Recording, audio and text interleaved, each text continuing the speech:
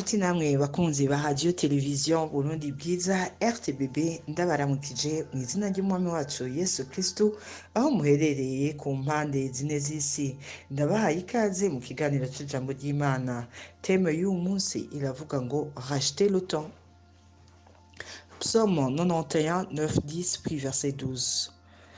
Tous nos jours disparaissent par ton courroux. Nous voyons nos années s'évanouir comme un son. Les jours de nos années s'élèvent à 70 ans et les plus robustes à 80 ans, et que l'orgueil qu'ils en tirent n'est que peine et misère, car ils passent vite et que nous en voulons. Verset 12. Enseigne-nous à bien compter nos jours afin que nous appliquions notre cœur à la sagesse. Luc 10, 38 à 42. Comme Jésus était en chemin avec ses disciples, il entra dans un village et une femme nommée Marthe le reçut dans sa maison. Il avait une sœur nommée Marie qui s'étant assise aux pieds du Seigneur. Marthe, occupée à divers soins domestiques, survint et dit : « Seigneur, cela ne se fait-il rien que ma sœur me laisse seule pour servir ? Dis-lui de m'aider. » Le Seigneur lui répondit : « Marthe, Marthe, tu t'inquiètes et tu t'agites pour beaucoup de choses. Une seule chose est nécessaire. Marie a choisi la part qui ne lui sera point ôtée. » muri make mpwemu yera agira duhindure abanyabwenge ibyo tutigiye mu mashuri. Bene data, ukumenya gukoresha umwanya bisaba icyo mpwemu yera akwigisha.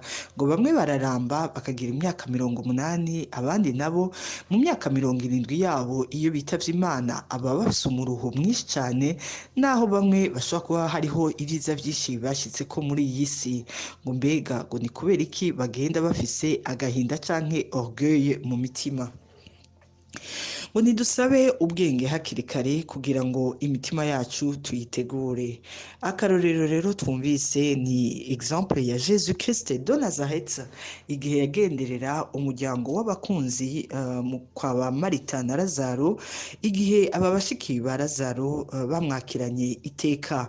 Umwe yitwa Marita yahisemo kugira service d'accueil. Iyo twese twakira umunyacubahiro bisaba isuku ryinshi, bigasaba no gutegura ifungurwa nziza. Ibyo byose rero biraruhisha, ariko hariho uwahisemo ibanga ridasanzwe ryo kwicara gusa, kwicarana na Jésus, aribyo twise ubusabane bwiza. Niho rero wari muri service d'accueil yavuye yidoga arabwira Jésus ngo gerageza umpanurire uwo tuvukana aze kumfasha.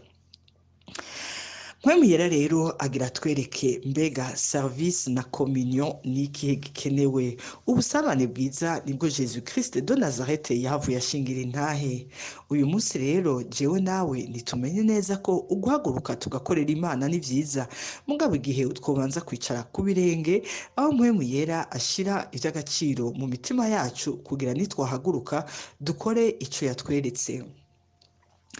Igihe kimwe Jésus Christ de Nazareth yaratanze akarorero keza ngo bamwe iyo hageze isangira ryeranda ngo ntibikenewe yuko mubanza kwihutira kuja kurya urya mutsima w'ubugingo, ngo ahubwo rero igikenewe ngo nimba hari uwo mwicaranye mushobora kuba mufise ico mupfa, kubanza mugende mwitature muhana imbabazi, hanyuma ivyo nivyo bikenewe gusumba. Ivyo nivyo vya mbere ukwiye kwitwararika.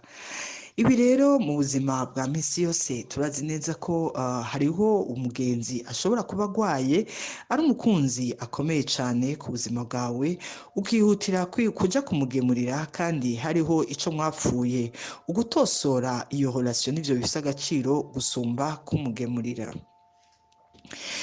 Twese turazi ko abavyeyi nabone mu misi yabo ya nyuma yo kubaho hari igihe baba ariko bariyumvira cyane ico bazosigarana umuryango, bakibaza cyane cyane kubaho bazoba basize, ukamenga igikomeye nico babasigira aho kwiyumvira iyo bazoja eternité. Muri eternité rero umwe wese aribuka ko akwiye gutanga imbabazi. Jésus Christ de Nazareth nta kindi kintu yihutira kutwereka nkuko nawene yabishize mu ngiro. Igihe yari ku musaraba yabanje kubabarira abari bahejeje kumwica. Abari baje kumwica rero yaravuze ngo bakoze ivyo batazi, ngo ndabahaye imbabazi.